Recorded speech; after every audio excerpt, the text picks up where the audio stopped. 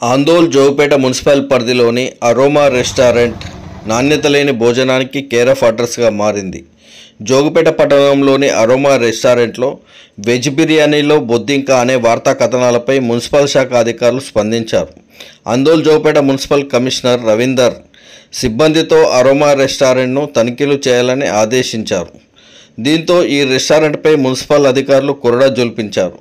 Commissioner Ravinder ఆదేశాల మేరకు aroma రెస్టారెంట్లో మున్సిపల్ సిబ్బంది తనిఖీలు నిర్వహించారు.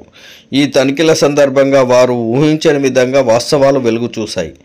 రెస్టారెంట్ను నిర్వహించేందుకు మున్సిపల్ శాఖ నుండి ఎలాంటి అనుమతులను యాజమాన్యం పొందలేదని మున్సిపల్ కమిషనర్ రవీందర్ తెలిపారు. అలాగే trade licence, labour licence, food safety licence లాంటి అనుమతులను కూడా రెస్టారెంట్ యాజమాన్యం పొందకుండానే రెస్టారెంట్ను నడుపుతున్నారన్నారు. వంటగది కూడా అపరిశుభ్రంగా ఉండడానికి గుర్తించిన మున్సిపల్ సిబ్బంది రెస్టారెంట్ మేనేజ్మెంట్ను నిలదీయడంతో తమకేమీ తెలియదంటూ రెస్టారెంట్ నిర్వాహకులు సమాధానం ఇచ్చారు. రెస్టారెంట్ ఓనర్ అందుబాటులో లేకపోవడంతో సిబ్బంది రెస్టారెంట్కు తాత్కాలిక తాళాలు వేశారు.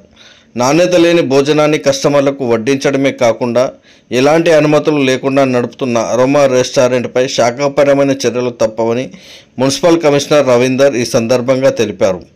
పట్టణంలోని మిగతా హోటల్స్పై కూడా ప్రత్యేక బృందాలను ఏర్పాటు చేసి ఆకస్మిక తనిఖీలను నిర్వహిస్తామని అన్నారు.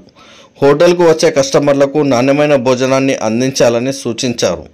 హోటల్స్ నిర్వహణలో నిర్వాహకులు నిర్లక్ష్యంగా ఉంటే భారీ జరిమానాలతో పాటు శాఖాపరమైన చర్యలు తప్పవని హెచ్చరించారు. ముఖ్యంగా హోటల్ పరిసరాలతో పాటు వంటగదులు శుభ్రంగా ఉండే విధంగా చూసుకోవాలని కోరారు.